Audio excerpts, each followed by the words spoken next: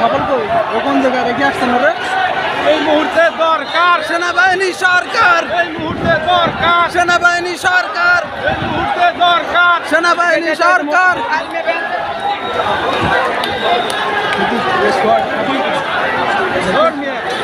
শক্তি নিয়ে আপনি এই গেলেন শক্তি মানে পুরো যে শক্তি। এই মুহূর্তে